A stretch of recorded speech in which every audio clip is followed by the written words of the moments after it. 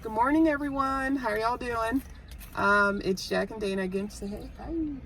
Hi. Today we're going to talk about a little bit of a different topic that we think is relevant and that needs to be discussed. But we most definitely just wanted to address a little bit about the issue of everything that's going on in the world with the COVID and with the George Floyd situation, and we just can't stress that how important that is for you to sit down with your family and discuss things like this when it goes on throughout the world. As we know, the world is in an uproar. There's a lot going on in today's world, but it's most important that you have clarity with your family, especially your kids. If you have young adults, young teenagers, sit down and talk with them about what's going on, because you may be surprised on their viewpoints, their outlook, their stance on everything that's going on. And instead of just assuming that, you know, everybody is thinking just like you are in the family, you or maybe your spouse, or one way or another, you know, you sit down and talk to your kids and make sure that they have a place to vent and be able to talk about what's going on today too. Yeah, I just wanted to say, you know, in the household, peace is of the utmost important.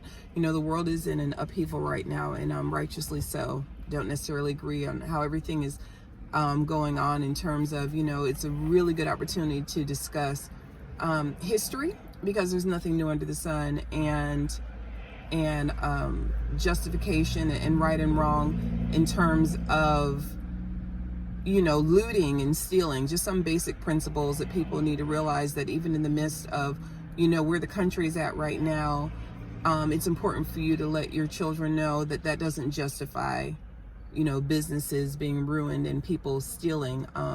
The world is under great pressure. I was talking to one of my children today and was saying that, you know, it just doesn't justify that. Yes, people are angry. Yes, they're protesting. Absolutely. That's good. You know, I've had enough. We've had enough. I get that. I completely get it.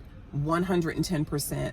But we do have to look at the fact that stealing is stealing, and, you know, people steal when there is nothing going on at all, and vandalize. And now you have a collaboration of people together in an area, and so if that's in someone, it can very likely come out of someone, but that it still doesn't make that right. People shouldn't have to stand out in front of their buildings and protect their buildings and show that they're with the cause in order for their stuff not to get stolen. You know, thieves steal, period, you know, unfortunately, and that's the world that we live in. But definitely rightfully draw a line and define what that is and what that should look like in terms of, you know, who you brought your children up to be and what you brought them up to represent. So to me, that was like a really important, like, learning area that we talked about today.